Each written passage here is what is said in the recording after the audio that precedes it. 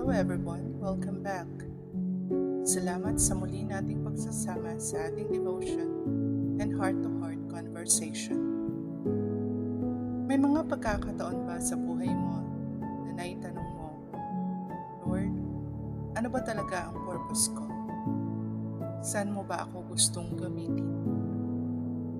Marahil naghihintay ka ng malinaw na direksyon o baka iniisip mong ordinaryo lang ang buhay mo. Today, we're reflecting on Numbers chapter 3. Sa unang tingin parang listahan lang ito ng pamilya ni Levi at ng kanilang mga tungkulin.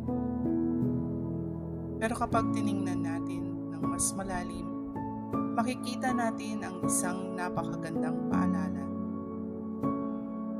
Hindi tayo iniligtas ng Diyos para lang maging tagamasid. Tinawag niya tayo upang mamuhay malapit sa Kanya at maglingkod ayon sa layunin niya. Sa Numbers chapter 3, pinili ng Diyos ang tribo ni Levi upang maglingkod sa tabernakulo. Hindi lahat ng Israelita ang binigyan ng parehong tungkulin. May mga inatasang magbuhat ng mga banal na kagamitan. May mga nagbantay, may mga nag-alaga sa tabernakulo. Bawat isa ay may partikular na responsibilidad. Hindi ito tungkol sa kung sino ang mas mahalaga. Ito ay tungkol sa pagiging tapat sa ipinagkatiwala ng Diyos. At ang sentro ng lahat ng kanilang paglilingkod ay ang presensya ng Diyos. Ganon din sa atin. Maaaring magkakaiba ang ating calling, pero iisa ang ating layunin, ang lumapit sa Diyos at luwalhatiin siya sa ating buhay. Minsan gusto natin ang calling ng iba. Kinukumpara natin ang sarili natin. Iniisip natin na mas maganda sana kung ganon din ang ministry, trabaho, o kakayahan natin. Pero ang Numbers chapter 3 reminds us na ang Diyos ang nagbibigay ng bawat assignment. Hindi aksidente ang lugar kung saan Kanya inilagay. Hindi maliit ang paglilingkod sa ginagawa mo kung ito ay para sa Kanya. Ang hinihingi ng Diyos ay hindi pagiging sikat. Ang hinihingi niya ay ang pagiging tapat.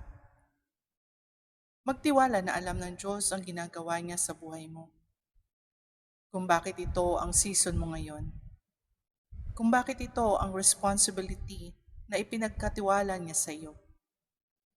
Hindi mo kailangang maging katulad ng iba upang maging kapaki-pakinabang sa kaharian ng Diyos. Ang mahalaga ay ginagawa mo ang ipinapagawa niya sa iyo. Kapag ang paglilingkod ay para kay Kristo, walang maliit na gawain. Lahat ay mahalaga sa Kanyang paningin. Habang minabasa ko ang Numbers chapter 3, naisip ko na madalas hinahanap natin ang malaking calling.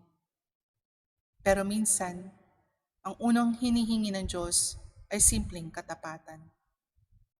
Faithful sa panalangin, faithful sa pagbabasa ng Kanyang salita, faithful sa pagtulong, faithful kahit walang nakakakita. Napagtanto ko rin na ang tunay na halaga ng paglilingkod ay hindi nasusukat sa dami ng taong nakakakita. Nasusukat ito sa kung gaano tayo naging tapat sa Diyos. Ang calling ay hindi tungkol sa posisyon. Ito ay tungkol sa presensya. Bago tayo gamitin ng Diyos, tinatawag muna niya tayong lumapit sa Kanya. At habang mas lumalapit tayo sa Kanya, mas nagiging malinaw ang layunin ng ating buhay. Hindi tayo tinawag para gumawa lang ng maraming bagay. Tinawag tayo upang makasama siya at maging tapat sa Kanya.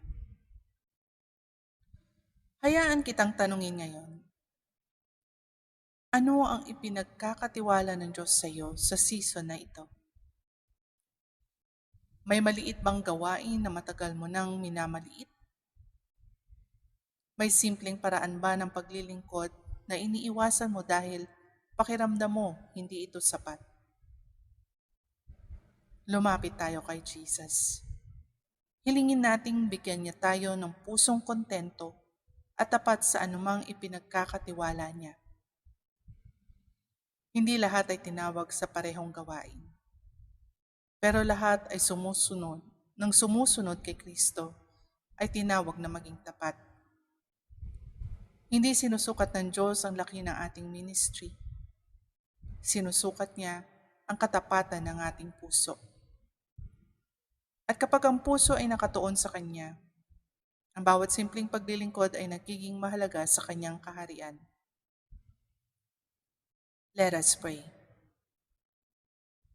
Ama naming Diyos, maraming salamat dahil may layunin ka para sa bawat isa sa amin. Patawarin mo kami sa mga panahong ikinukumpara namin ang aming sarili sa iba at hindi namin pinapahalagahan ang mga pinagkatiwala mo sa amin. Turuan mo kaming maging tapat sa maliliit na bagay at mas mahalin ang iyong pasensya kaysa sa anumang posisyon o pagkilala. Nawa ang bawat ginagawa namin ay maging handog ng pag-ibig at pagsunod sa iyo. Sa pangalan ni Jesus, Amen. Maraming salamat sa pagsama sa ating devotion today. Kung may isang bagay kang iuuwi mula sa Numbers chapter 3, sana ito yon. Hindi ang laki ng ating tungkulin ang mahalaga, kundi ang katapatan nating maglingkod sa Diyos na tumawag sa atin. Hanggang sa muli nating pagninilay, patuloy nating kilalanin ng Diyos, tanggapin ang Kanyang kalooban, at magtiwala sa Kanyang plano. God bless you, and always remember, kapag ang puso ay nakatuon sa presensya ng Diyos, ang bawat simpleng paglilingkod ay nagiging bahagi ng Kanyang dakilang layunin. What are your thoughts? Write in the comments and let's talk about it.